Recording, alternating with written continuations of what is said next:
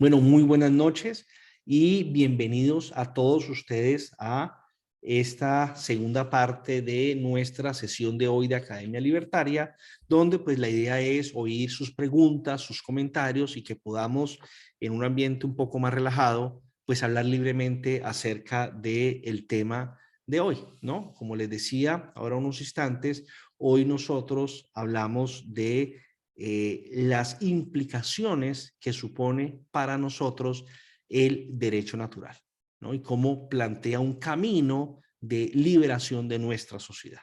Entonces, no sé quién quisiera empezar haciendo una pregunta o un comentario ahora libremente, pueden ir alzando la mano, no sé si quién tiene ahora alguna pregunta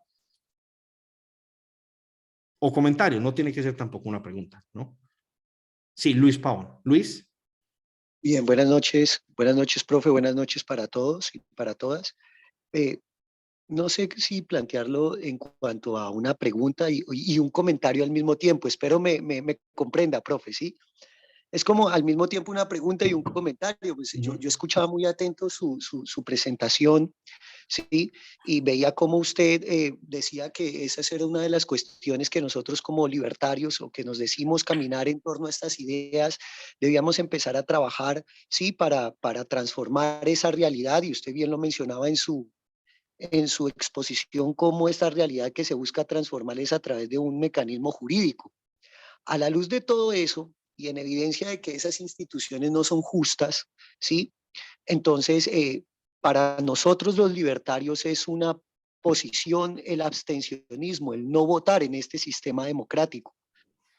Entonces, ¿por qué lo veía? Porque uno en ocasiones pues escucha en las diferentes redes sociales, ¿sí? Digámoslo, la posición de escoger al menos peor, porque en la posición en la que nos encontramos como en la posición democrática, y una de las misiones libertarias es ceñirse como a ese espacio, porque la democracia es lo que facilita más como el proceso que dinamiza la economía, que es el capitalismo, ¿sí? Pero a la luz de la realidad, del análisis, porque es muy buena la presentación y muy útil y práctica por el momento histórico en el que vivimos, ¿sí? Eh, ¿Cómo es necesario ser coherente en ese sentido y, digámoslo, no votar, sino más bien el libertario estar en una posición de asumir la responsabilidad, digámoslo entre comillas, del eventual triunfo o fracaso de eso que otros han decidido por nosotros ser minoría? Porque es que sí me cuestiona ese aspecto, porque si estas instituciones no son justas, están politizadas, ¿por qué nosotros como libertarios tenemos que ceñirnos a campañas o unirnos a un mal menos peor y no más bien abstenernos del voto en relación a lo que usted acaba de presentar?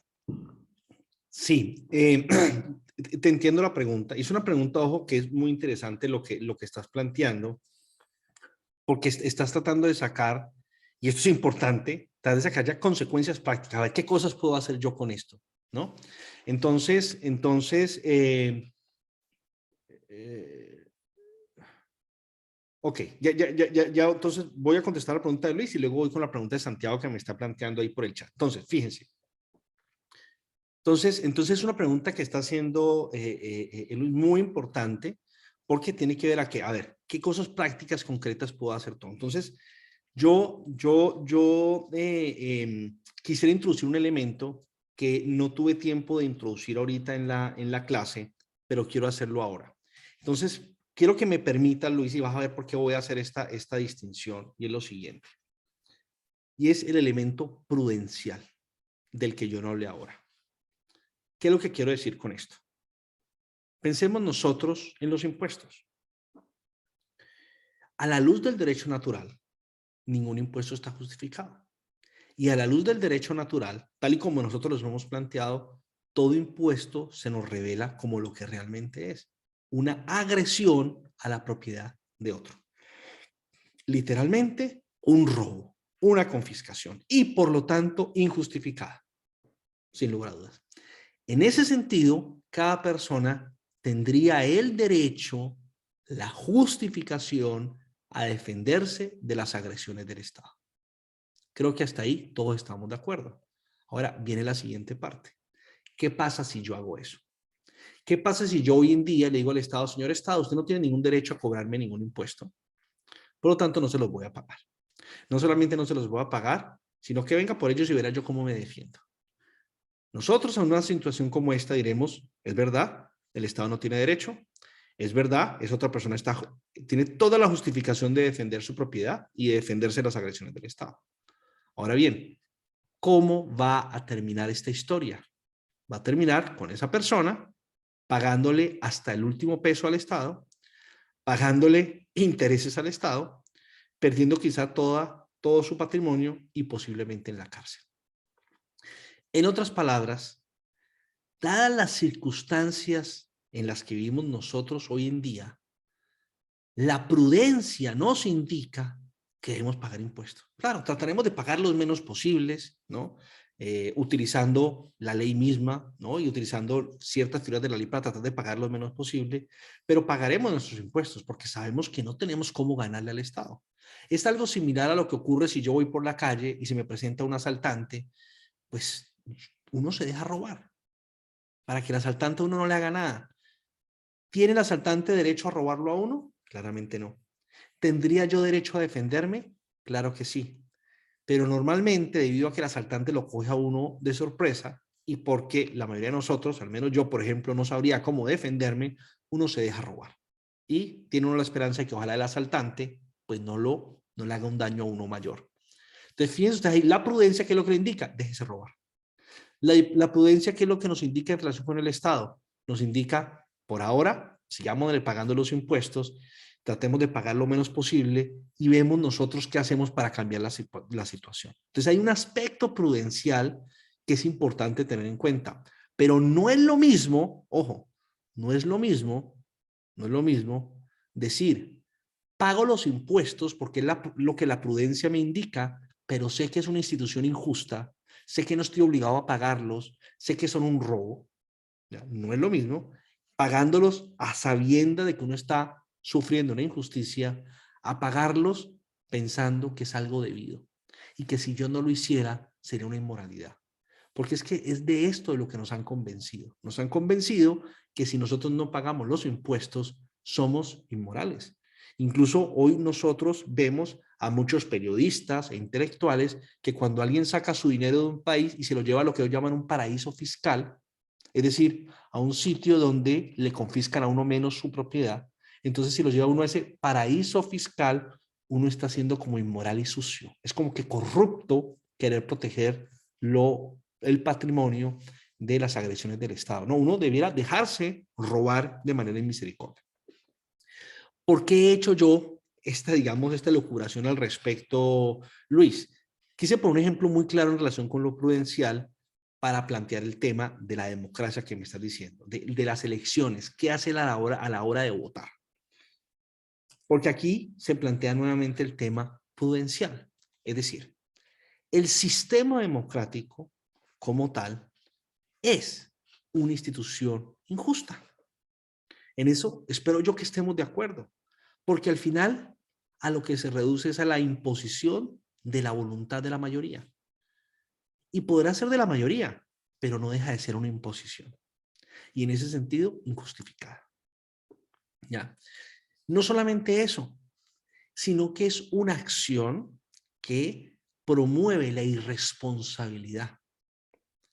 De una parte, aquellos que son elegidos, una vez elegidos, no responden por ninguno de sus actos. Pueden hacer aquello que les parezca, porque ¿cómo le vamos nosotros a demandar a ellos y exigir cuentas? Pero por otra parte, el elector tampoco carga con ninguna responsabilidad respecto de su elegido. Pónganse ustedes a pensar, por ejemplo, todas aquellas personas que votaron por Chávez en Venezuela, con lo que destruyeron al país, y todas aquellas personas que no votaron. ¿Acaso los que votaron responden por los daños ocasionados de la elección de Chávez? ¿Acaso los que fueron y votaron por Chávez tienen que pagar algo por haber tomado esa mala decisión? Pues pagarán personalmente si les fue mal, pero de pronto algunos les fue bien y se enriquecieron. Pero al final no hay ninguna responsabilidad. Es decir, es una decisión completamente irresponsable. Y de hecho, a muchos teóricos de la política y de la democracia les parece que eso es algo bueno e ideal. Hace unas semanas, con Santiago y con Diego, hicimos nosotros un video donde hablábamos de la cláusula Petro. E hicimos referencia a una crítica que le hizo la cláusula Petro, Ramiro Bejarano, diciendo, entre otras cosas, que es una manera de castigar a un candidato, a un partido político, a sus electores. Es decir, lo que él quiere es que la elección de un presidente no tenga ningún tipo de implicaciones económicas. Es decir, la completa irresponsabilidad. Y eso se presenta como verdadera democracia. Muy bien. Entonces, espero yo que quede claro el asunto, digamos, de la democracia como una institución, una más de las injustas en las que nosotros vivimos. Entonces viene la pregunta, bueno, nosotros como libertarios, ¿qué hacemos en esto? Y en esto tenemos que aplicar un criterio prudencial. Es decir, dadas las circunstancias en las que estamos, ¿no? ¿Qué podemos hacer nosotros ante esto? Y evidentemente aquí hay mucha discusión. Y como usted me está preguntando, yo voy a dar mi opinión. Y yo sé que mi opinión va a ser muy controversial porque los libertarios hoy en día, desgraciadamente, nos estamos peleando, creo yo, no porque no tengamos derecho a tener nuestras opiniones diferentes, sino que nos estamos peleando sin razón porque al final estamos discutiendo unas cosas que es muy difícil que nos pongamos de acuerdo porque ninguno de nosotros conoce el futuro. ¿A qué es lo que me refiero? Rothbard decía lo siguiente, fíjense, sin lugar a dudas, la democracia es un sistema injusto, etc. Él decía, pero, decía Rothbard, imaginemos nosotros que vivimos en una plantación esclavista, en una granja de esclavos. Y el amo nos permite que elijamos el capataz. Fíjate, vamos a seguir siendo esclavos, pero tenemos nosotros el chance de elegir el capataz. Entonces Rothbard decía, ¿acaso no tiene sentido que elijamos pues el capataz menos agresivo, el menos cruel, el que quizás nos dé unos descansos cada hora, al capataz que se la pasa dándonos látigo, que abusa continuamente de nosotros? Seguiremos siendo esclavos, pero pues hay una distancia entre un capataz sanguinario y de pronto un capataz un poco más moderado. Y hay diferencia. No es lo mismo ser gobernado por Maduro, ¿no? Que ser gobernado, por ejemplo, no sé, pensemos nosotros, ¿ya? Por ejemplo, que estar viviendo hoy en día en Mónaco, un pequeño país con libertad, o en Luxemburgo, pues no es lo mismo. En ambos hay un Estado, que es una institución criminal, pero no se puede comparar la dominación del uno con la dominación del otro. Es decir, hay extremos, por decirlo así, entre los que uno puede decir esto es menos malo. Entonces, por ahora, fíjense ustedes, por ahora, la idea de elegir lo menos malo, aunque yo la he criticado mucho, y ya voy a explicar por qué la he criticado mucho, no es una cosa racionalmente ilógica, o desde el punto de vista de la prudencia, digámoslo así, no es que no sea lógica. Entonces, lo primero es que, digamos, elegir votar y por quién votar, así sea incluso por un mal menor, que no significaría la liberación, ¿no? No por ello significa que no debamos hacerlo, sino que hay que ver las circunstancias en las que estamos y elegir prudencialmente qué es lo mejor. Entonces, habiendo dicho eso, con esta introducción, voy a dar mi opinión. Voy a dar mi opinión. Y voy a dar mi opinión personal, ¿ya? A mí me parece que si hoy en día en Colombia hubiera un candidato que fuera medio claramente libertario, ni siquiera pues le exijo los papeles del libertarismo más puro, pero que fuera medianamente libertario, yo no vería tan problemático que nosotros, digamos, salgamos a votar por él o y que le eligiéramos como un mal menor, porque evidentemente sería un mal menor. Ahora bien, ese no es el caso de Colombia. O sea, claramente ese no es el caso de Colombia. Es decir, en Colombia no estamos ante un candidato, incluso con poquitas posibilidades de ganar, que más o menos fuera libertario. Ese no es el caso de nosotros. El caso de nosotros es que no importa el candidato que sea, no se sabe cuál es el peor estatista. Todos son unos estatistas, todos son idólatras del Estado y todos, sin importar el que quede, todos van a agrandar el Estado, a aumentar sus confiscaciones, a aumentar la burocracia y a dejarnos en una peor situación en 4 años de la que estamos hoy en día. Fíjense ustedes, yo, cuando era un muchacho, voté en mis primeras elecciones. Cuando yo nada más voté una vez. Y voté nada más para la primera vuelta porque para la segunda vuelta ya no estaba en Bogotá, sino en Cali, pasando vacaciones y yo tenía inscrita mi cédula en Bogotá, entonces pues no puedo votar para la segunda vuelta. Pero a partir de las siguientes elecciones presidenciales, yo ya era un anarcocapitalista. Entonces yo a partir de ahí, la decisión que yo tomé fue no votar. Y no votar porque yo, la verdad, en esas distintas elecciones no veía un mayor sentido a votar. Es decir, para la primera elección de Uribe, algunos dirán ustedes, es que Uribe era el mal menor. Mire, a mí no me interesa discutir si Uribe era el mal menor o no, porque eso pues es, hacer historia hipotética es muy difícil. Pero lo que yo sí puedo decir es lo siguiente, yo, Luis Eduardo Zamorano, en ese instante, yo no conocía a ningún otro libertario. Yo los libertarios que conocía eran las personas que yo había logrado convencer. El movimiento libertario prácticamente no existía en Colombia, la gente no sabía qué era.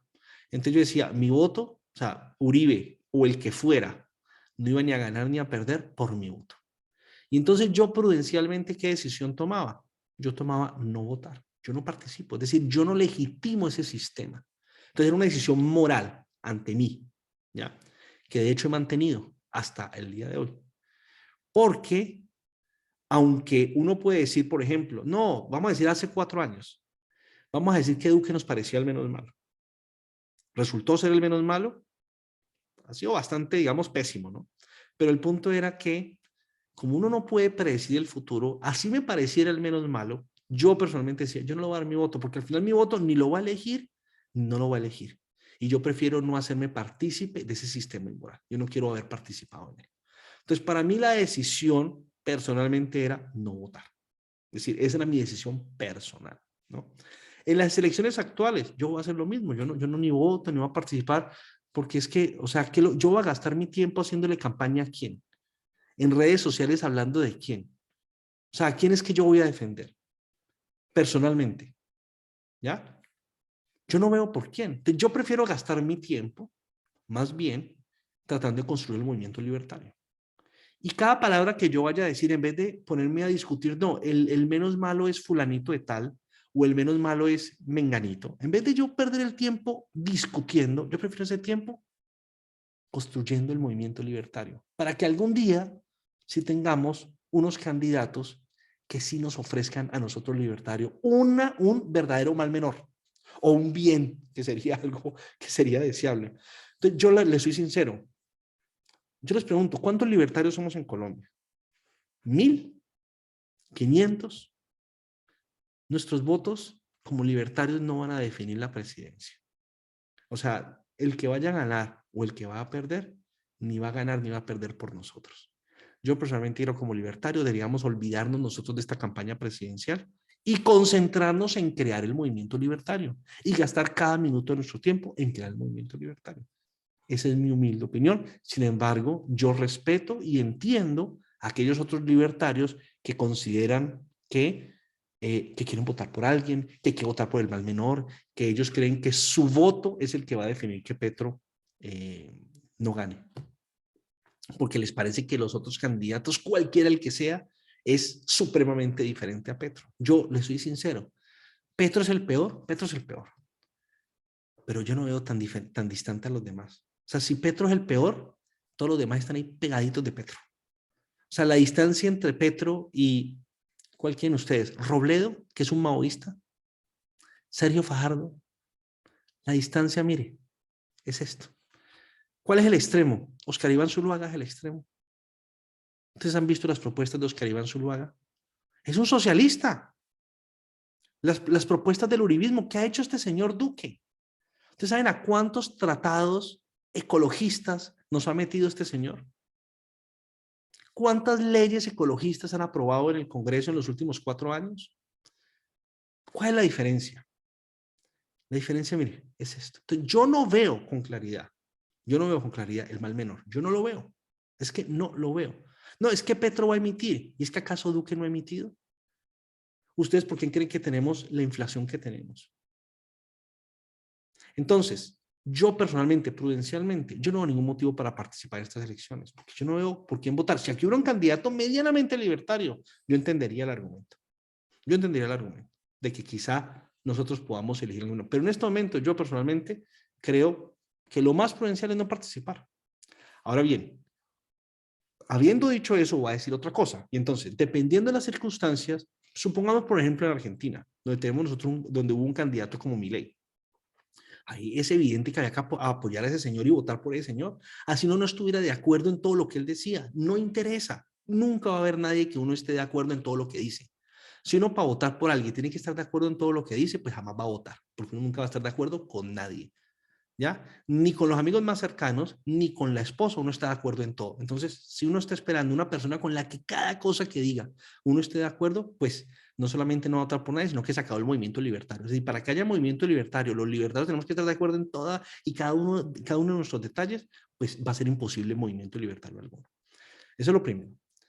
Segunda cosa, suponiendo que hubiera un candidato así, pues evidente, salgamos a votar por él, porque hay que darle visibilidad, si no queda elegido que saque una votación alta. Bueno, o sea, ahí estamos nosotros difundiendo nuestras ideas.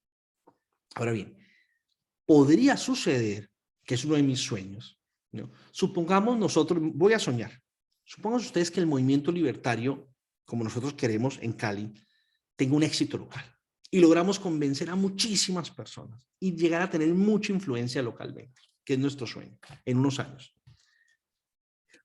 Y supónganse ustedes que nosotros tengamos tal influencia que nosotros salimos, mire, para las próximas elecciones, por ejemplo, a alcalde o a lo que, digamos alcalde, abstengámonos de votar. Una forma de protesta, ¿ya? Y entonces nosotros salimos a hacer campañas por abstenerse, no votar. Y entonces la abstención tradicionalmente es más o menos del 50%, la mitad de las personas no votan. Y que nosotros logremos convencer a un 30% más de no votar. Estamos hablando de una abstención del 80%. Eso produce un efecto político.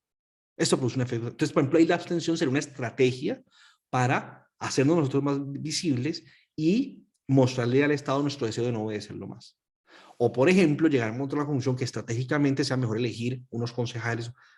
Eso habrá que tomarlo en la circunstancia en la que estemos. ¿Ve? Dependiendo de la circunstancia, uno ve prudencialmente cuál es la mejor decisión. Entonces, Luis, ¿cuál es la conclusión a la que yo quiero llegar? Primera cosa, ¿es el sistema democrático en sí mismo injusto? Yo creo que sí. Ahora, ¿cuál es la actitud que nosotros como libertarios debemos tomar respecto de eso? Es una decisión prudencial, es decir, dependiendo de las circunstancias, vemos nosotros cuál es la mejor decisión para alcanzar nuestro fin, que es la libertad. Hoy en día yo considero, y espero que los demás libertarios que de pronto no están de acuerdo conmigo, yo considero que no debemos desgastarnos nosotros viendo cuál es el menos malo y a quién apoyamos y a quién le hacemos campaña, a quién no. Entonces, por ejemplo, yo he visto muchos diciendo Fico, Fico, Fico. O sea, realmente pues ahorita el menos malo es Fico. O sea, yo les digo, o sea, en vez de desgastarnos nosotros defendiendo a un señor Fico o a cualquier, el que ustedes quieran, me da exactamente lo mismo.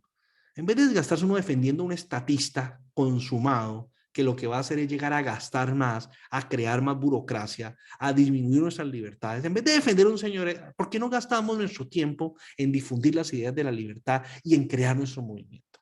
Eso es lo que yo creo que deberíamos estar haciendo con nuestro tiempo. Porque cada minuto que nosotros pasemos defendiendo a uno de estos señores es un minuto que no utilizamos construyendo nuestro movimiento y defendiendo nuestro movimiento.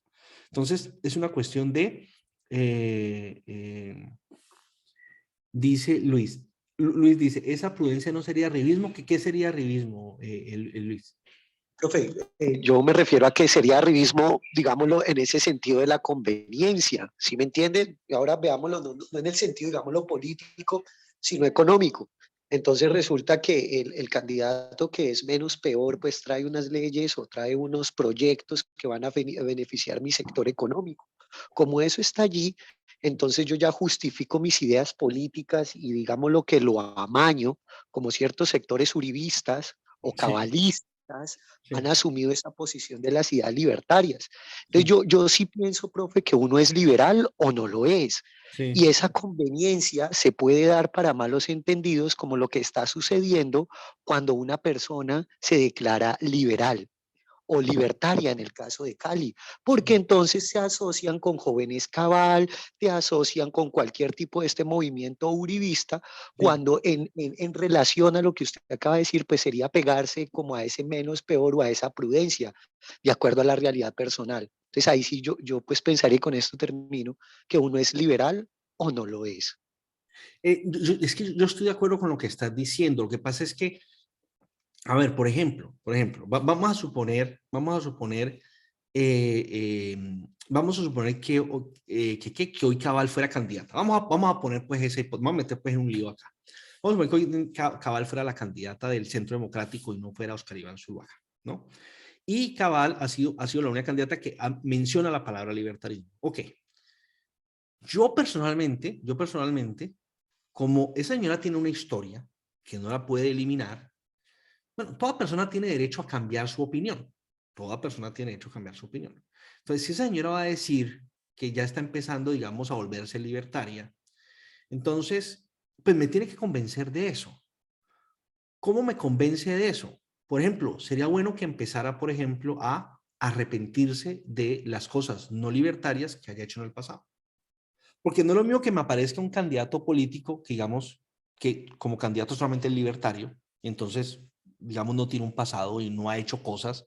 Pues en ese caso, yo diría, sí, yo le creo porque es libertario. Digamos el caso de Milei en Argentina. Él nunca había sido candidato, él era un economista que sale en la televisión y con ideas libertarias, etc. Entonces, él se lanza, pero uno le cree en el sentido en que pues siempre ha sido libertario, nunca ha sido político, entonces se lanza, entonces uno dice, bueno, uno le puede creer. Y al final lo que uno está buscando es la visibilidad de las ideas que nosotros defendemos. Ok, pero digamos aparece Cabal que sí tiene una tradición política, con un partido, etcétera y tal. Listo.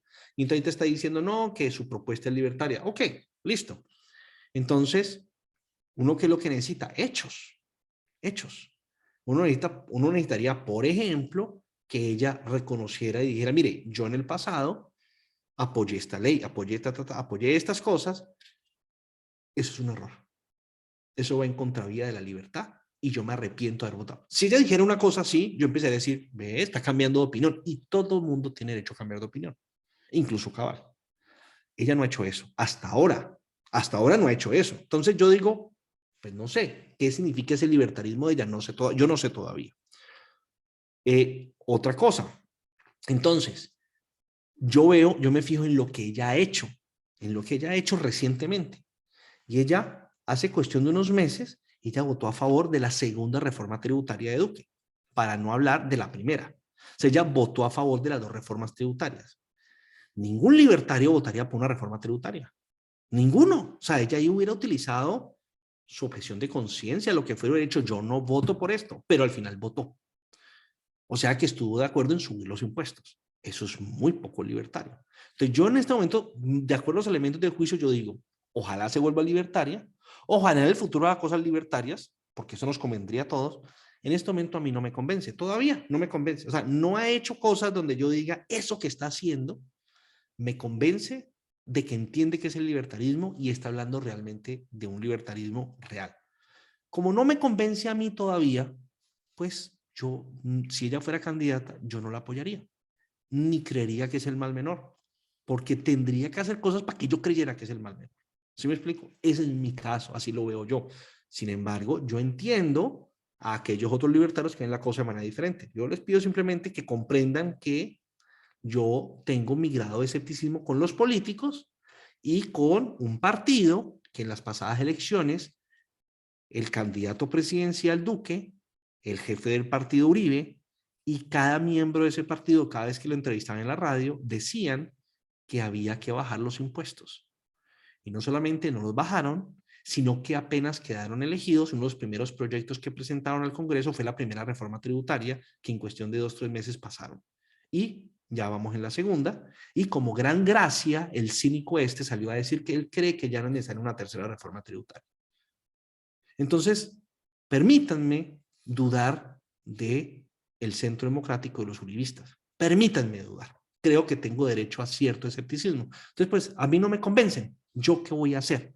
Ahora, si otro libertario cree que si estuviera Cabal de candidata, la mejor opción, el voto de él, bueno, no estoy de acuerdo que el voto de él sea el definitivo, no creo, pero bueno, lo respeto y que vote. ¿Ya? Entonces, cuando yo hablo de prudencial, Luis, a lo que me estoy haciendo referencia es que tenemos que examinar la circunstancia, porque puede ser que en ciertas ocasiones votar por el mal menor sí sea lo más conveniente, cuando hay claramente una opción del mal menor. Si hubiera una opción, por ejemplo, si en estas elecciones hubiera una opción clara del mal menor, quizás yo estaría diciendo sí, pero es que yo no veo ninguna opción clara del mal menor. Le soy totalmente sincero, pues, no la veo. Entonces, como no la veo, ¿yo qué le voy a decir? Pues yo creo que lo mejor es abstenerse de votar, porque además mi voto y el de nosotros los libertarios no va a definir al presidente, no lo va a definir. Entonces nos da la libertad para no participar y concentrarnos en lo que deberíamos concentrarnos. ¿Sí me explico? Muy bien. Eso desde ese punto de vista. Entonces, ¿qué es lo que yo digo? Tenemos que examinar y en cada circunstancia ir viendo, ¿ya? Alzó la mano Mauricio y alzó la mano José Wilmer. Mauricio, no sé si tienes algo que decir directamente con esto que acabo de hablar, porque estoy seguro que José Wilmer sí. Entonces, si no es algo directamente lo que acabo de hablar, sino que es como otra pregunta o eso, te agradecería si le cedes el turno de la palabra a José Wilmer. No, hagámoslo así, Doc, porque es un asunto más relacionado con, digamos, con algo que también es urgente. Ok, Y es, ¿listo? sí, entonces Pero dejémoslo mejor José Wilmer, de José listo, ok, Wilmer primero. José Wilmer, buenas noches. listo. Profe, buenas noches a todos, Dios les bendiga, un abrazo enorme y chévere chévere escucharles. Entro cuando acá llegué a salir de una reunión y dije voy a entrar un rato a aprender. Pues profe, mira, yo le puedo decir, no existe en Colombia un candidato libertario, comprendo todo lo que está diciendo, profe. Lo que pasa es que en la política colombiana hay muchos fenómenos que ocurren como la ley de bancadas, bueno, hay hijo de mil cosas que hacen que usted como político no pueda tener las libertades que nosotros tanto defendemos. Yo he tenido la oportunidad de estar con María Fernanda y se los cuento porque yo estoy con ella, o sea, yo la acompaño en las giras, veo cómo es ella, lo que opina, lo que habla en la intimidad con nosotros, tomándonos unos whiskies, saliendo a José correrías, o sea, Wilmer, señor. José Wilmer, perdón, te interrumpo en una cosa, porque es que quiero que primero agradecerte pues por tu participación, pero para que sepas, esto está quedando grabado, ¿listo? Ah, ok. Entonces, pues, como para que sepas que, porque te dando la oportunidad, de pronto si hay algunas respuestas que creo que yo son convenientes como para que No, pues aclarar dudas, mira, entonces nada más era para que sepas que está vale, quedando todo gracias. grabado Mira, y hablaras las, como, sí, de las cosas que yo más tengo en cuenta y se los voy a decir, lo que me gusta a ella es eso, es que ella no tiene como una vaina para allá y otra cosa para acá, ella es como muy frontal con uno y con la gente, entonces eso me ha gustado mucho. Sí le he escuchado hasta la saciedad, se lo he escuchado y en los debates, en lo que ha estado. De pronto hay cosas que todavía no se pueden dar en el tema libertario por el mismo fenómeno que ocurre, lo que tú decías, lo de las reformas tributarias, hijo de mil vainas que hay que votarlo en bancada y cuando la bancada, pues hay que hacerlo. O sea, hay muchas vainas que se imponen por la ley. Pero, por ejemplo, ¿qué ideas libertarias las apoyo yo y ella las apoya abiertamente? Es reducción del Estado. O sea, ella dijo, yo me nombro presidente y acabo inmediatamente con las consejerías, las 12 consejerías que hay. Reduzco el Estado con las IAS y fusiono lo que yo más pueda y empezar a cortar el Estado, que creo que es una de las cosas que nosotros más queremos, más defendemos. Otra tesis que me pareció súper bueno y es el tema de lo de la banca, ¿no?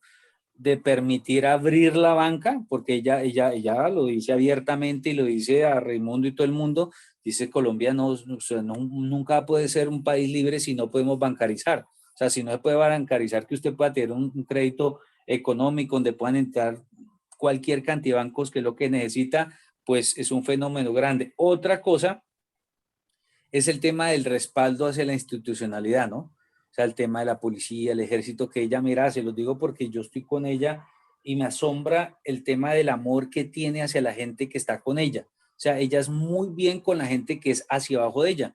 Entonces, estamos en el buen restaurante que sea y ella dice, ya almorzaron los del ejército, imagínense, los del ejército, que pobres muchachos están acostumbrados a comer cosas de ración de campaña y ella, de lo mismo el restaurante costoso, lo que estemos, comen lo mismo, refrigerio, y eso a mí me parece muy bueno, o sea, es un trato muy igualitario, llámese la gente, los que estamos más cercanos allá o a la gente más lejana al esquema.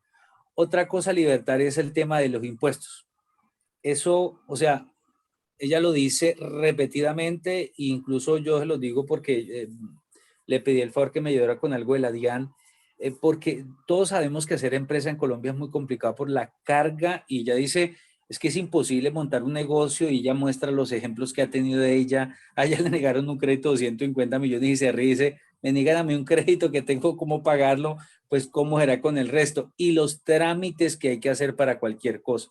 Entonces, digamos, yo a ella le escucho muchas cosas, lo que pasa es que lo que tú dices, hay cosas que por la misma bancada ella no está de acuerdo con algunas cosas de lo que está pasando dentro del Centro Democrático y por eso ya no las quieren, porque ella claramente tiene una postura de decir, bueno, menos Estado, fusionar ministerios, acabar esto, hacer esto y lastimosamente en el Centro Democrático, que es la diferencia que nosotros tenemos grande en el Centro Democrático, es que se busca tener un Estado cada vez más grande, ¿no? Incluso Álvaro Uribe está hablando de 1 millón de personas más para subsidios, entonces nosotros decíamos, no, nosotros no queremos eso. Y dice, antes que subsidios, es que la gente pudiera tener un crédito hasta no reembolsable, hasta un crédito súper económico para que la gente pudiera tener acceso. Entonces son cositas que yo de pronto se las escucho por ahí a Enrique Gómez, que es de pronto la persona también que más me parece que tiene unas ideas súper chéveres y como los más afines hasta ahora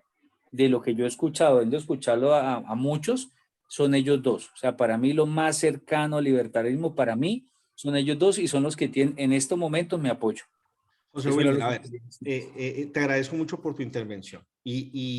A ver, yo qué es lo que, o sea, qué es lo que yo quisiera decir en este punto. A ver, ¿cómo digo esto? Bueno, esto que yo voy a decir siempre va a haber gente que no le va a gustar lo que uno diga, ¿no? Entonces es complicado, pero bueno, ya que le estás hablando, hablemos de esto así como yo veo las cosas personalmente.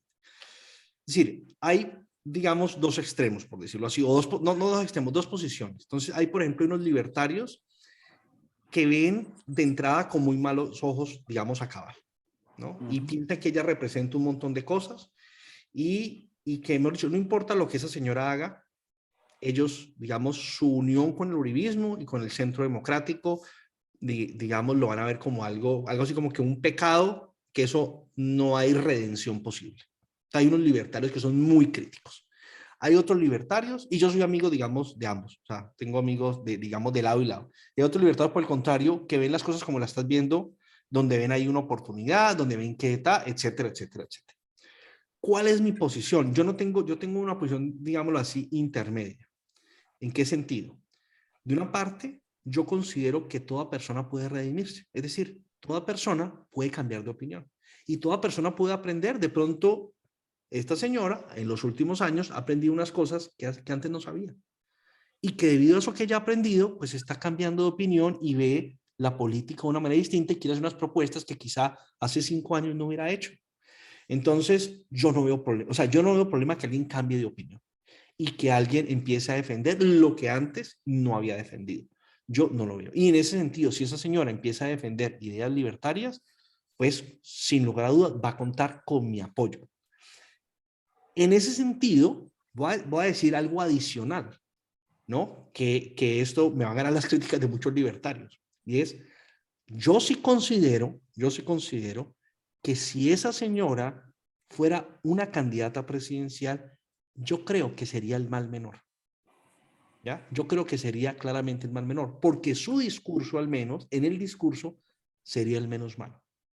¿Ya? Porque sería el discurso menos estatista. Entonces, ya tiene un discurso estatista que no me interesa ahorita entrar digamos, discutir contigo tanto ese aspecto, pero, digamos, pongamos de acuerdo, y los libertarios que no están de acuerdo conmigo, por favor, discúlpenme en esto, pero yo consideraría que su discurso sería el mal menor.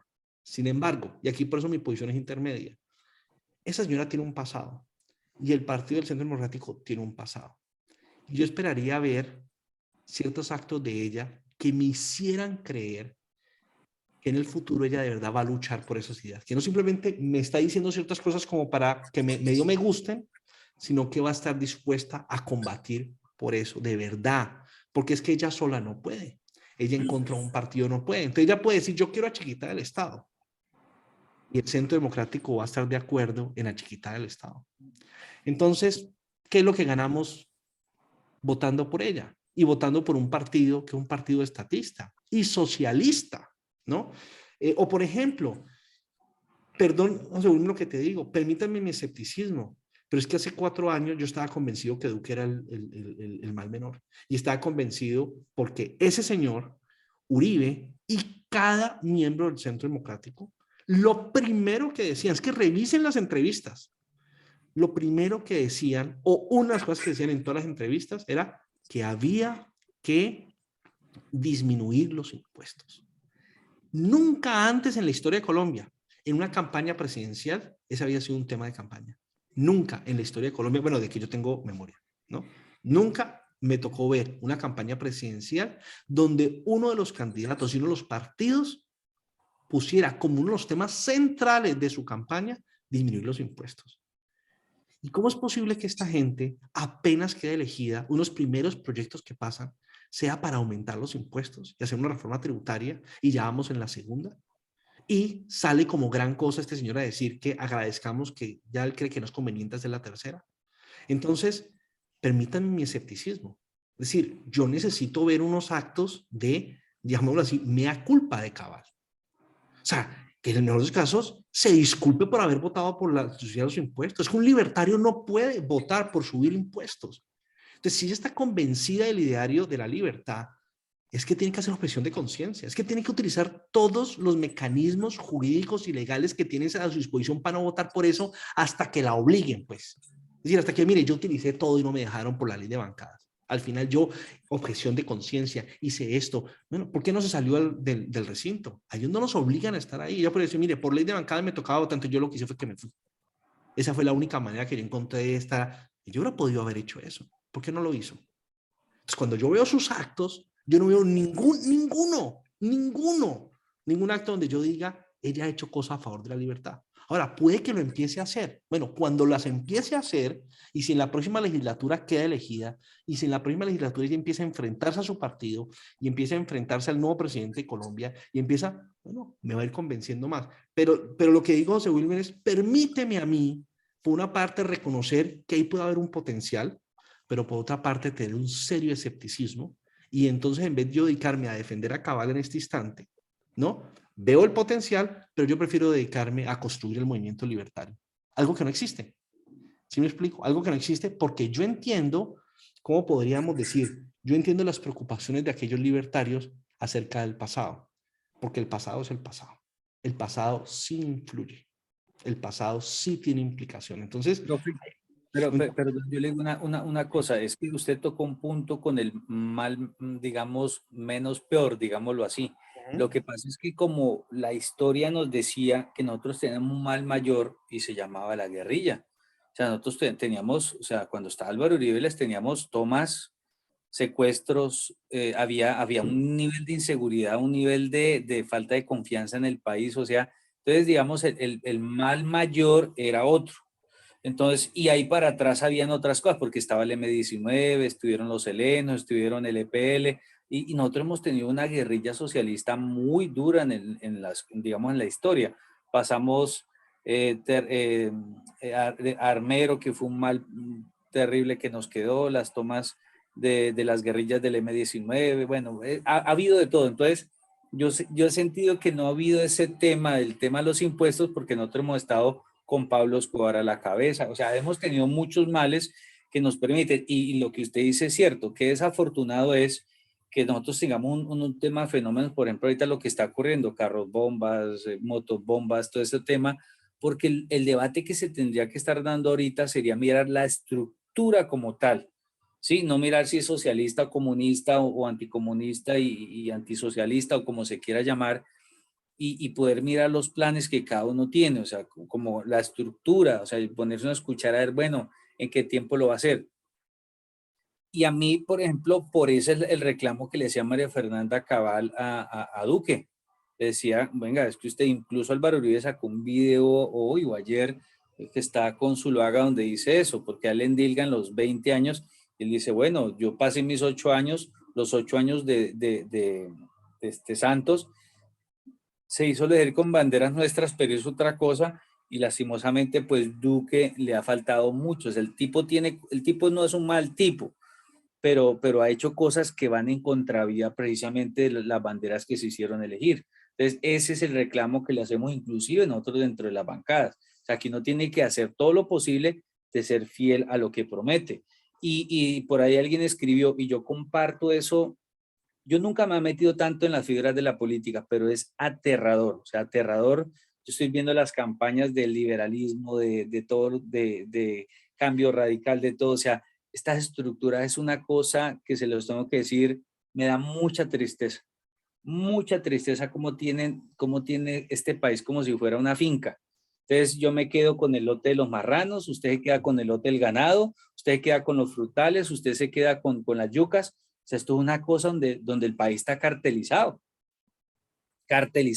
donde claramente un representante de la Cámara tiene una maquinaria y sabe que tiene que gastar 2.000, 3.000 millones de pesos o 4.000, pero sabe que lo puede recuperar con los financiadores que le dan contratos. Es una cosa de locos, o sea, es una cosa de locos de este país. Y lo que está diciendo la persona que escribe, ojalá lleguemos al tema de empezar a reducir el Estado, pero que nosotros no permitamos, porque mira, dígame qué protestamos nosotros los libertarios, que nos van a meter 10 curules más para las víctimas, que se lo metieron ahorita debajo, en lugar de reducir, se metió 5 del Senado y 5 a la Cámara de la guerrilla de las FARC, se metieron 10 curules ahorita de víctimas, que eso van a estar en zonas violentas, que la mayoría la va a coger los grupos al margen de la ley.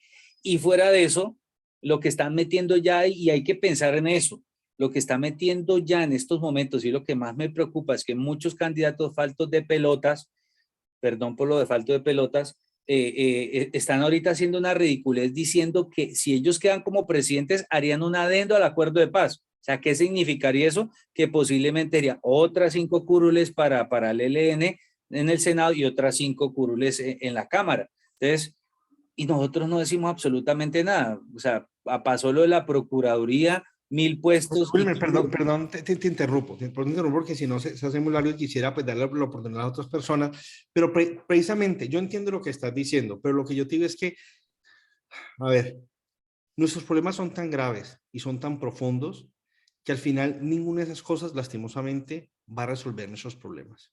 ¿Sí me explico? Ni los ha podido resolver de fondo, ¿ya?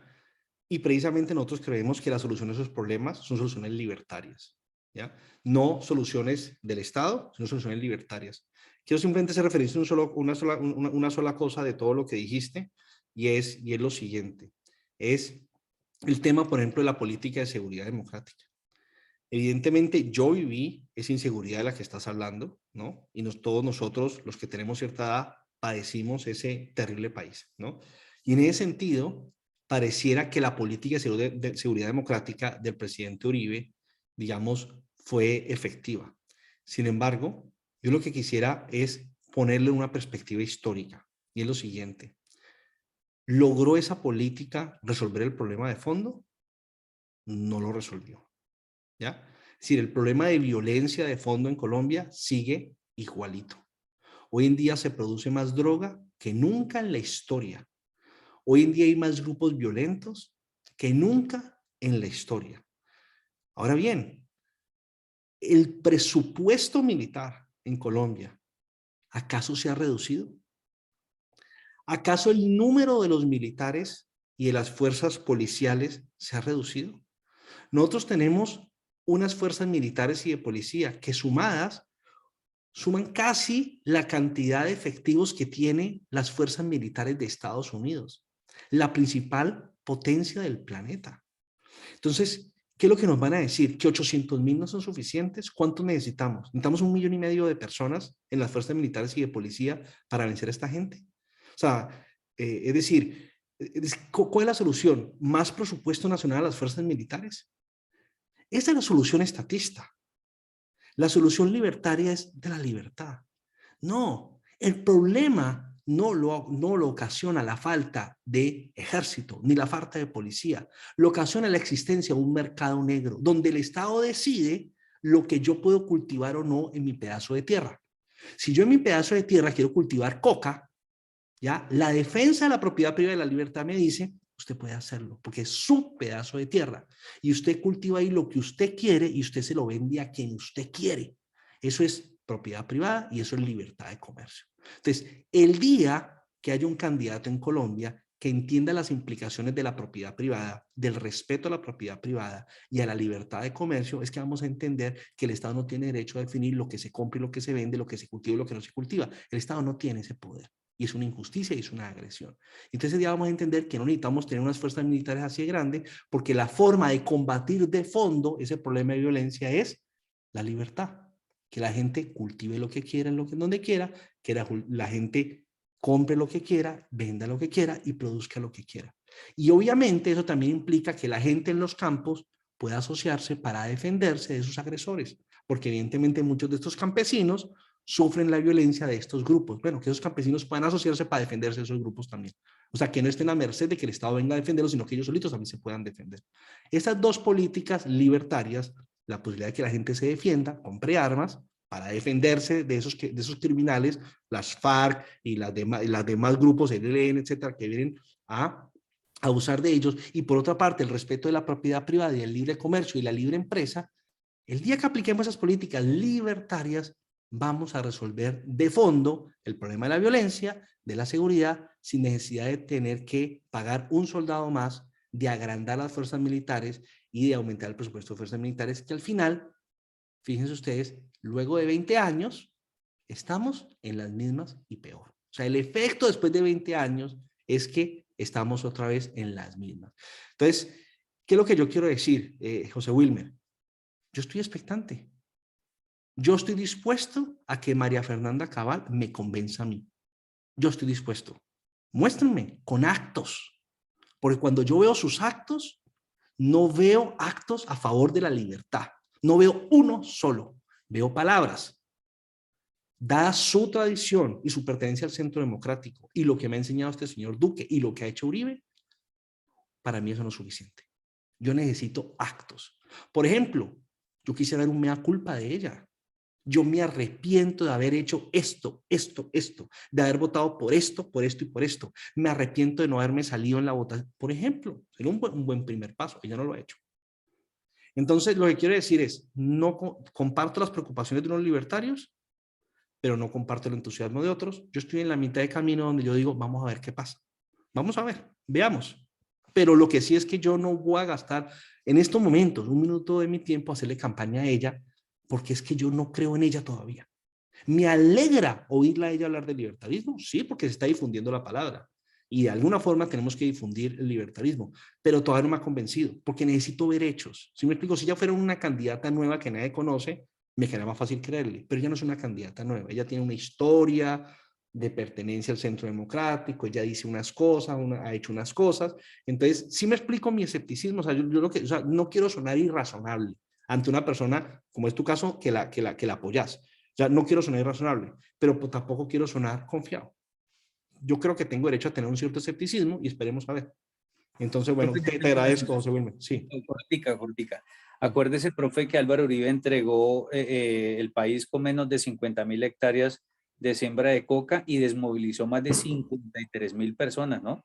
Que todo el proceso de paz de Santos apenas desmovilizó alrededor de 11.000 personas y él entregó casi con el proceso de paz, que fue un negocio grande que él hizo para la guerrilla donde no hubo paz, sencillamente les entregó brazo armado, brazo político y entregó 245.000 hectáreas. Eso fue lo que le entregó, o sea, entregó casi 200.000 hectáreas de más. O sea, todo el trabajo que hizo Álvaro Uribe, este señor fue el que lo terminó. Y obvio, Duque con la falta de fumigar y meterle más berraquera, no sé, cualquier decisión, como usted dice, libertaria, llegar a un punto allá para poder que eso se cambiara, era todo, profe.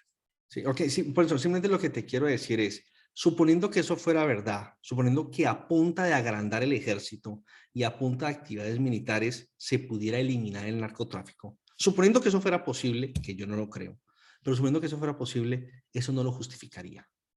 Es decir, el derecho que tiene cada persona a cultivar lo que quiera y el derecho que tiene cada persona a producir lo que quiera y el derecho que tiene cada persona a comprárselo y a vendérselo a quien quiera es un derecho natural inviolable.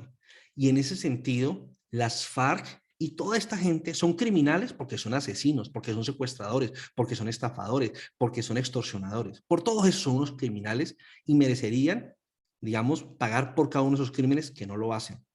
Pero la única cosa en la que ninguna de esta gente comete un crimen es a cultivar coca, a procesarla y a venderla. Eso no es un crimen. Es una actividad ilegal, pero no es un crimen. ¿Sí me explico? O sea, las FARC no son criminales por narcotraficantes. Las FARC son criminales por asesinas, por secuestradoras, por violadoras, por ladronas, por confiscadoras. Y por todos esos crímenes merecerían pagar, y desgraciadamente en el mundo en que vivimos nosotros no han pagado ni van a pagar por nada. Y eso es evidentemente lamentable desde el punto de vista de la justicia. Ahora bien, la razón por la cual hoy el narcotráfico está lleno de este tipo de criminales es porque es una actividad prohibida por el Estado.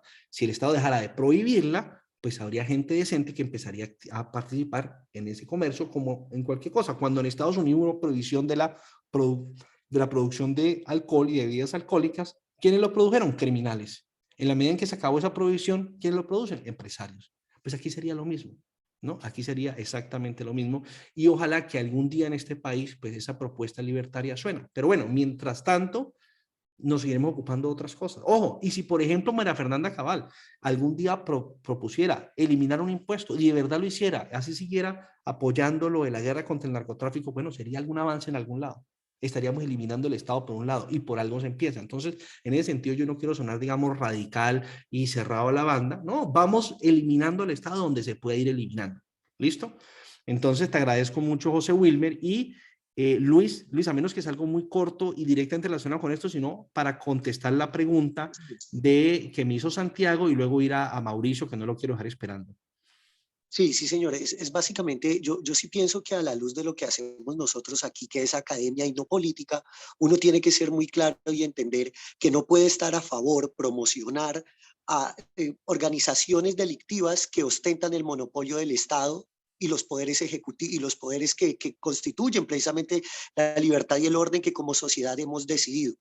No puede uno estar a favor, y eso sí toca ser radical porque es una cuestión académica, no política, y esa es la diferencia entre desligar los procesos académicos que llevamos en la academia libertaria a las posiciones políticas, y yo lo comprendo muy bien. Pero a la luz de lo que hacemos aquí y a la luz de la academia, no puedes, y a la luz del tema, no puede uno avalar, compartir o digámoslo, comulgar con instituciones delictivas que a través de la manipulación de ese Estado han hecho leyes que favorecen inclusive sus propios comercios, porque sus comercios tienen relaciones políticas. Y cuando el comercio y la política se unen, las leyes favorecen a políticos y comerciantes. Entonces, sí hay que ser muy claro y muy enfático que una cosa es lo que acaba de suceder, que es un elemento político netamente, y el análisis que es netamente académico. Sí, es decir, a ver, uno, por eso, bueno, digamos, para decir lo que está diciendo, una cosa es nosotros tenemos unos criterios teóricos, ojo, que los necesitamos porque si no, no vamos a comprender la realidad y si no, no vamos a poder examinar la realidad. Y al examinarla es que tenemos nosotros el resultado radical donde, ojo, un resultado radical donde tenemos que hacer transformaciones profundas de la sociedad que exigiría, digamos, el respeto del derecho natural. ¿Estamos de acuerdo? Y por otra parte es la pregunta estratégica. Bueno, ¿cómo llegamos nosotros de la situación en la que estamos ahorita a esa sociedad en la que esas cosas que estamos viendo hoy en día que ocurren y que son injustificables no ocurran? Y esa no es una pregunta teórica, sino estratégica. Por cierto, la semana pasada Andrés y yo hicimos un video hablando de la estrategia de la libertad. Entonces son dos preguntas diferentes, muy importantes, pero muy distintas.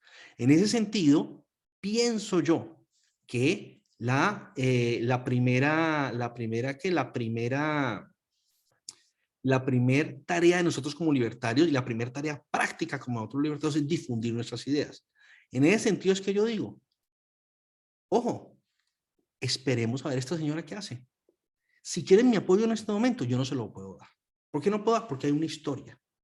Por ejemplo, si esa señora ha usufructuado ciertos privilegios del Estado, que lo reconozca. Mire, hay tales y tales privilegios que yo he tenido y que es necesario renunciar a ellos y transformar las normas para yo no seguir recibiendo, por ejemplo. Eso sería un paso también.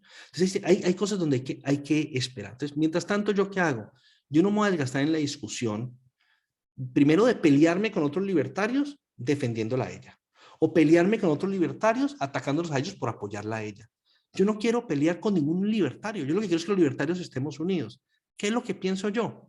Yo no me voy a desgastar ni a favor ni en contra de ella, yo me voy a desgastar es a favor de los libertarios y de crear nuestro movimiento. Ese es mi desgaste. Y de difundir nuestras ideas. Y ya veremos el día de mañana a ver esa señora qué hace. Esperemos que empiece la nueva legislatura cuando esa señora quede elegida y con un nuevo presidente que, por las cosas como van, va a ser probablemente un presidente de izquierda. Bueno, ya veremos qué hace y cómo se comporta y qué cosas dice y qué cosas del pasado ella reconoce y hace mea culpa. Ya veremos. Eso yo no lo sé. Como yo no lo sé, yo no voy a hablar de lo que yo no sé. Y cuando eso empieza a pasar, ya veremos si nos convence o no nos convence o qué hace. Y entonces hasta ese momento hablaremos en ese momento. ¿Sí me explico? Pero por ahora, ¿qué pienso yo? Bueno, estoy a la expectativa. Ya veremos y me concentro yo en lo que yo sí creo que puedo hacer y que es conveniente con mi tiempo y cada cual es la decisión que tiene que tomar. Muy bien. Voy a leer, Mauricio, antes de darte la palabra, porque Santiago había escrito de primero una pregunta en el chat, voy a leerla. ¿Cuál es la mejor estrategia, Vale. en su opinión, para ir hacia el derecho natural en la sociedad y las implicaciones económicas que conlleva el derecho natural? ¿Sirve como discurso para promoverlas? A ver, entonces dos cosas. Primero, el tema de la estrategia es lo que acabo de decir y en cierto sentido te remito un poco a ese video de la semana pasada sobre la estrategia de la libertad. Y es qué cosa.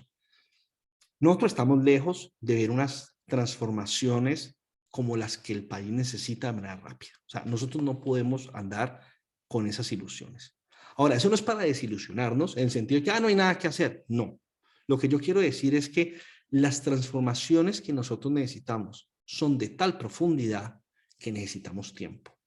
Y eso no tiene como objetivo desilusionarnos, sino al contrario, llenarnos de paciencia y deseo de trabajar para también no optar por la primera acción que se nos ocurra. Metámonos por ahí a hacer cualquier cosa con tal de hacer algo. No, porque de pronto gastamos energías y tiempo en lo que al final no va a producir el efecto que nosotros queremos. Entonces, por ahora, ¿cuál debe ser nuestra estrategia? Nuestra estrategia debe estar concentrada en la educación. Educar por todos los medios. Por YouTube, en la conversación en la calle. Si hay, digamos, ahorita que estamos en temporada política, es el mejor momento para nosotros hablar de libertarismo porque la gente está dispuesta a oír. Entonces, lo que nosotros tenemos que hacer es difundir nuestras ideas. Y el trabajo político, de hecho, para nosotros como libertarios, la primera tarea del trabajo político incluso es divulgar nuestras ideas. Entonces, eso es lo primero que tenemos que hacer. Una de las cosas que nosotros tenemos que hacer en esa divulgación es entender que el derecho natural es uno de los argumentos que nosotros tenemos para defender la libertad. ¿Qué es lo que sucede? ¿No? Es lo siguiente. Nosotros podemos defender la libertad con argumentos utilitarios y económicos. Es decir, cuando nosotros defendemos la libertad, decimos, mire, eso es lo que produce mayor prosperidad para todos.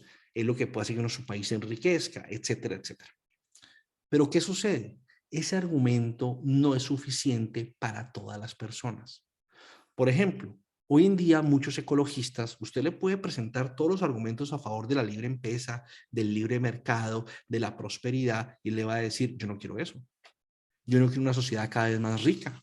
Yo no quiero una sociedad donde las personas cada vez tengan más, donde puedan comprarse más carros, donde puedan comprarse más cosas, viajar más en avión. Yo no quiero una sociedad así.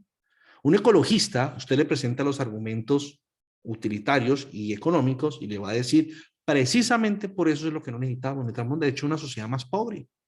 Necesitamos una sociedad donde la gente viaje menos, donde la gente tenga unas actividades más de sostenimiento, que cada cual, digamos, no tanto vaya al supermercado, sino tenga su propia huerta.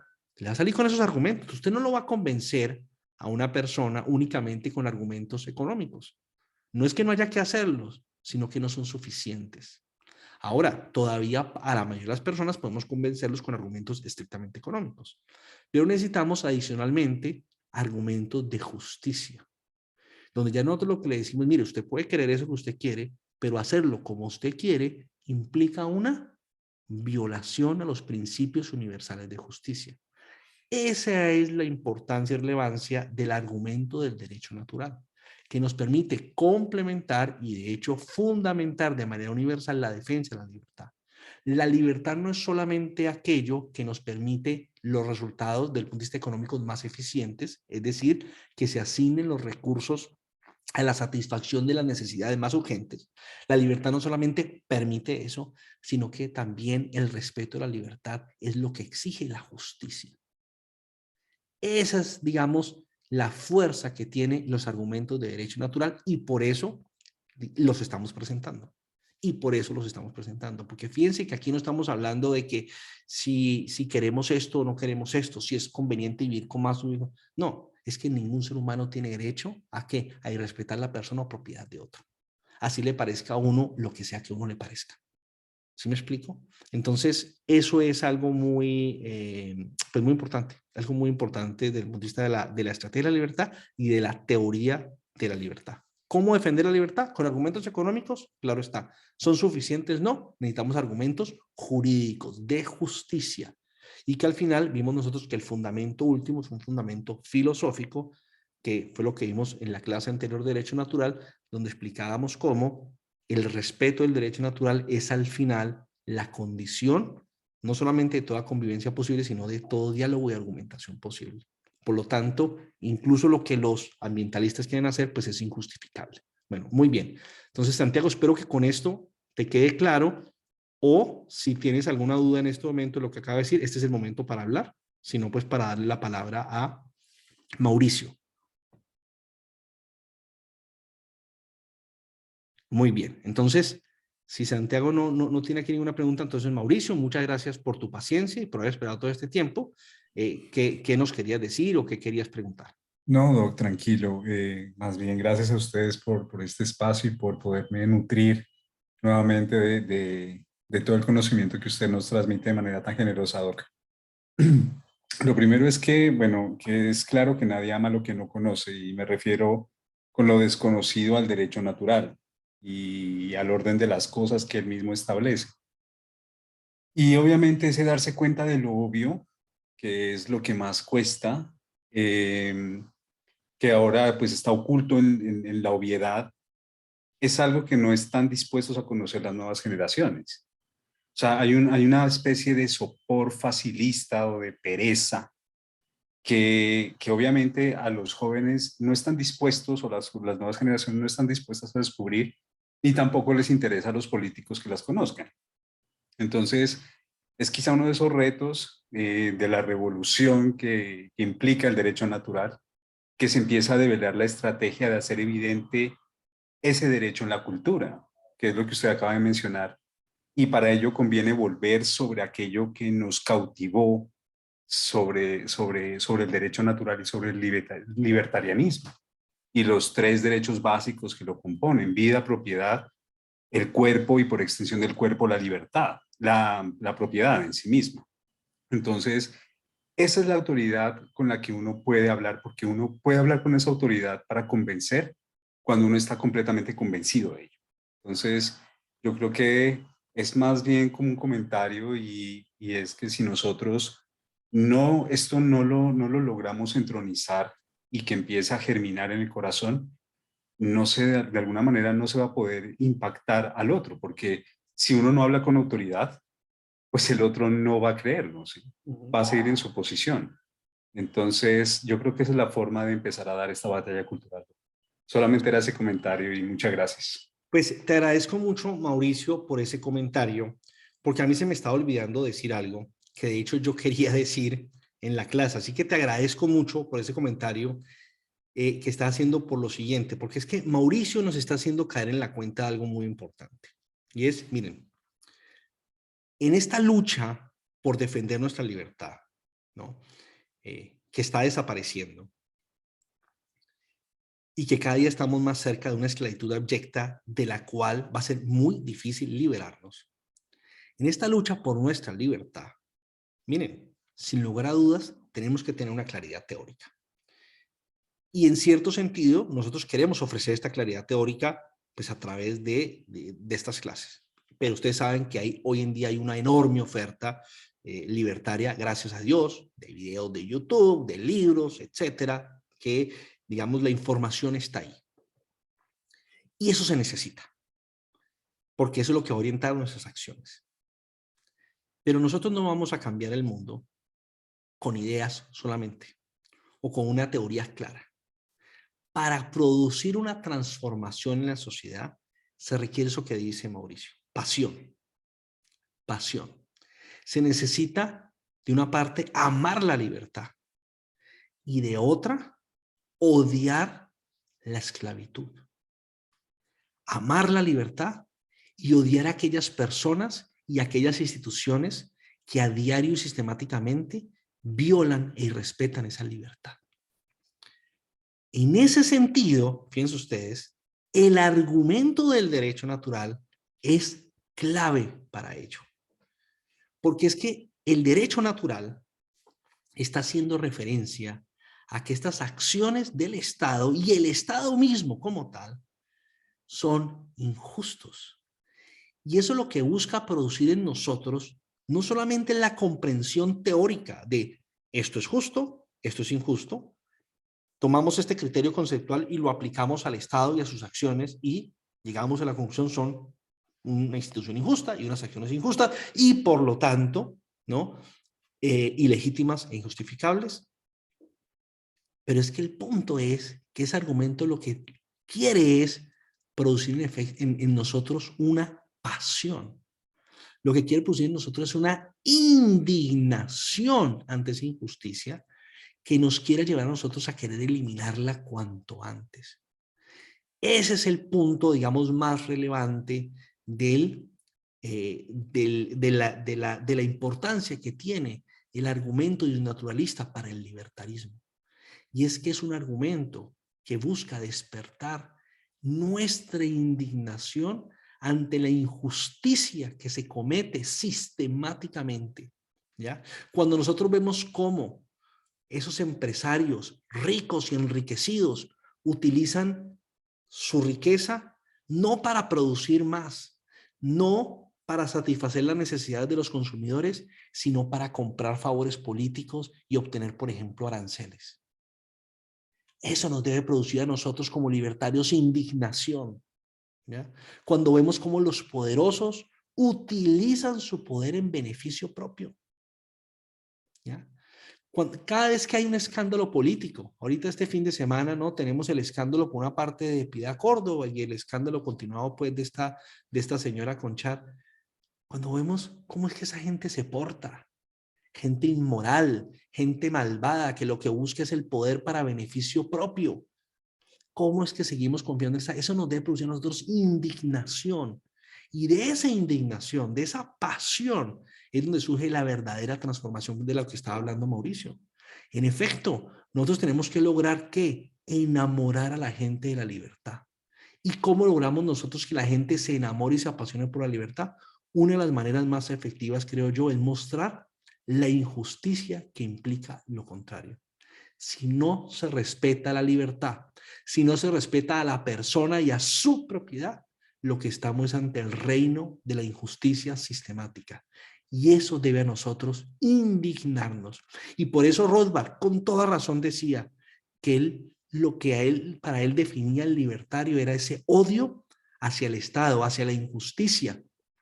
Porque él prefería incluso un libertario que a veces fuera poco coherente, un libertario que a veces no tuviera la mejor claridad teórica, pero fuera apasionado a favor de la libertad y luchara realmente por conseguir esa libertad, y no el libertario que tiene la plena claridad teórica, que entiende todo y sin embargo no está indignado. Le parece que es el tema de la libertad y el tema de la injusticia es un asunto simplemente académico. Y no lo es. En esto se nos va la vida. En esto se nos va la vida y se nos va el futuro de nuestros hijos y nuestros nietos.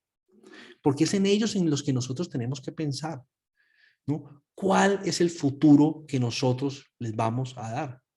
¿Vamos a permitir que se construya el futuro que hoy se está delineando? Un futuro donde es el Estado quien define la verdad y la mentira, donde son los científicos, funcionarios públicos quienes definen lo que es verdad, y cuando hay una opinión diferente se considera noticia falsa, y donde no hay ni siquiera discusión, sino que toda discusión queda reducida al ámbito de lo político y donde todo se reduce a lo político. Eso es lo que nosotros tenemos que pensar y esa indignación es la que nos mueve a nosotros a movernos. Así que te agradezco mucho, Mauricio, porque realmente esto es muy importante, ¿no? ¿No? Al final, sí, estamos presentando una teoría y sí estamos presentando unas ideas que buscan darnos claridad acerca de la realidad y claridad acerca del curso de acción. Pero de nada nos sirven esas ideas si esas ideas no despiertan en nosotros la pasión, el amor por la libertad y el odio por la injusticia. Claramente esas son nuestras motivaciones y son ellas las que nos van a llevar a nosotros a esa sociedad que nos soñamos, que como digo, no estamos nosotros proponiendo aquí la utopía de los comunistas y de socialistas que nos ofrecen a nosotros, como vemos nosotros en el señor Petro y todos estos politiqueros al final que nos prometen a nosotros el paraíso en la tierra. Nosotros no estamos proponiendo acá una sociedad inexistente. Nosotros estamos proponiendo el respeto al orden básico que ya existe, que es una realidad y que aquellos que detestan la libertad impiden su respeto. Nosotros no queremos crear un orden, nosotros queremos respetar el que ya existe y que no se lo viole de manera sistemática. Nuestra propuesta no es utópica, utópica la de ellos, que quieren una sociedad no sabemos cómo, que al final toda propuesta comunista promete el paraíso y trae el infierno. No, nosotros queremos proponer lo que ya existe y no se lo respeta, que es diferente. Muy bien, muchas gracias, Mauricio. ¿Hay algún otro comentario, alguna otra pregunta?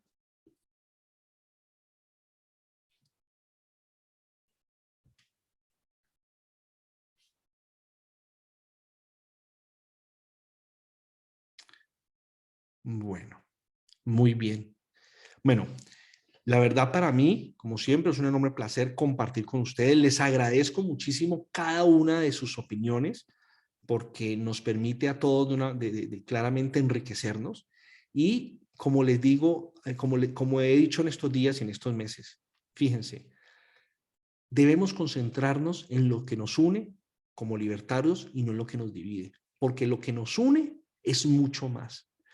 Y si hay otros libertarios que de pronto tienen una idea estratégica diferente a la que nosotros tenemos, respetémoslo. Y cualquier crítica, hagámosla con respeto. Y espero yo que el principal objetivo a la hora de presentar esa crítica, más que criticar al otro, sea más bien tratar de explicar la propia posición. ¿Ya? Yo he querido, por ejemplo, hoy presentar mi posición de por qué razón, de una parte, no puedo estar con mis amigos libertarios que ven en ciertos cursos de acción estratégico una opción más clara a favor de la libertad, pero tampoco estoy con mis otros amigos libertarios que de pronto son críticos más radicales de esas posiciones. Y tengo yo una posición intermedia escéptica, pero abierta. Y he tratado de explicar por qué tengo yo esa posición. Y si alguno no la comparte, no pasa nada, porque estamos en esta lucha juntos. Y en lo más importante, estamos de acuerdo. Queremos nosotros un país más libre, donde haya menos impuestos, donde haya más libertad, más empresa y menos Estado, donde el Estado sea más pequeño y no más grande, y donde nosotros tengamos cada día más libertades y no menos. En eso estamos de acuerdo todos. Y si en eso estamos de acuerdo, ese es el camino que tenemos que seguir. Y en las diferencias, vamos trabajándolas con el tiempo. ¿Ya? Esa es como que mi conclusión. Así que muchísimas gracias a todos y espero que no solamente estos videos, sino el curso de Derecho Natural que ya está montado completo en YouTube, pues les sirva a todos ustedes como para tener estos argumentos teóricos para defender la justicia de la libertad y cómo la indignación ante la justicia debe ser algo que nos motive y nos llene de apasionamiento, porque en esto se nos va nuestra vida y la de nuestros descendientes. Muchísimas gracias.